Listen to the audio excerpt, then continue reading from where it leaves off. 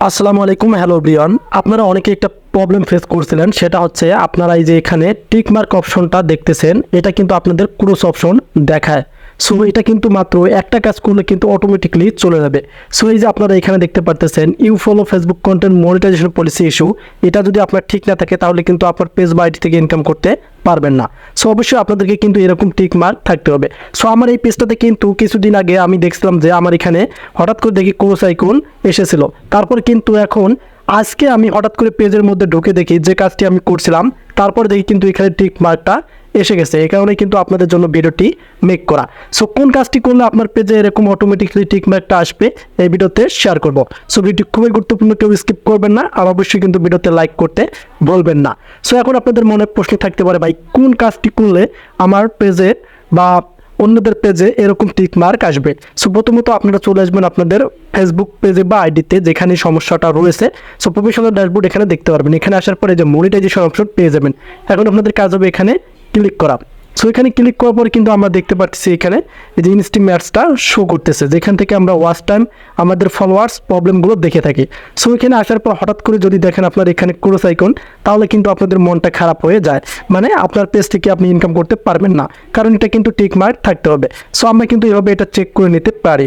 So তার আগে একটা প্রবলেম আপনাদেরকে আগে চেক করে নিতে হবে, সেটা হচ্ছে আপনারা এখানে দেখতে পারবেন এই যে পেজ রিকমেন্ডেশন অপশন রয়েছে। এখন আপনাদের কাজ হবে এখানে ক্লিক করা।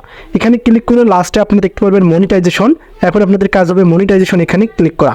মনিটাইজেশনে ক্লিক করার পর কিন্তু আপনাদের ক্ষেত্রে কিন্তু যে ইস্যুগুলো শো করে এখানে লিমিট অরিজিনাল অফ কন্টেন্ট থাকে বা আনঅরিজিনাল কন্টেন্ট থাকে, এই দুইটার মধ্যে যদি কোনো একটা থাকে তো অবশ্যই কমেন্ট করে জানাবেন। আর যাদের ক্ষেত্রে দুইটাই শো করতেছে তারাও কমেন্ট করে জানাবেন। সো তার মধ্যে আবার আপনারা দেখতে পারবেন এখানে এই যে রিকোয়েস্ট আনাদার রিভিউ অপশনটি থাকে।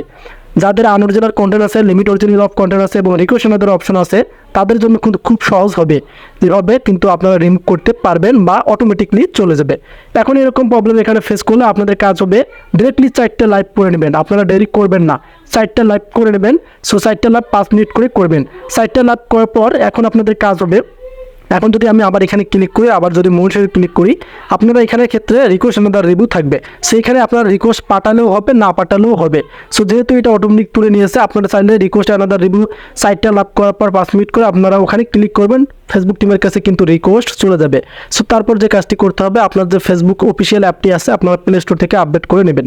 সো আপডেট করে নেওয়ার পর মনিটাইজেশনে ক্লিক করবেন। মনিটাইজেশনে ক্লিক করার পর আবার চলে আসবেন এখানে ইনস্টি ম্যাটস। সো ইনস্টি ম্যাটসে আসার পর আপনারা এখানে চেক করে দেখবেন, ইনশাল্লাহ আপনাদের এখানে কিন্তু টিক মার্ক আসবে। সো এভাবেই কিন্তু আমি সলভটা করেছি। আমার ক্ষেত্রে আমি দেখছি যে আমি 4টা লাভ করেছি এবং আমি রিকোয়েস্ট আনাদার রিভিউ কিন্তু ক্লিক করিনি, তারপরেও দেখি আমি মানে অফিসিয়াল ফেসবুক অ্যাপটি আপডেট করার পর দেখি হঠাৎ করে কিন্তু আমার এখানে টিক মার্ক এসে গেছে, তার মানে অটোমেটিকলি তারা দিয়ে গেছে। সো অবশ্যই আপনাদেরকে প্রমাণ করতে হবে যে এটা আপনার পেজ, আপনার আইডি, আপনারা লাইভ করবেন। লাইভ করলেই কিন্তু তারা প্রমাণিত পাবে যে আপনার একজন অরিজিনাল কন্টেন্ট ক্রিয়েটর। সো এখনই দেরি না করে যাদের এই প্রবলেমটা ফেস করতেছেন, এখানে কোর্স আইকন, তারা আজকে থেকে শুরু করে 4টা লাইভ করুন 5 মিনিটের উপরে করে।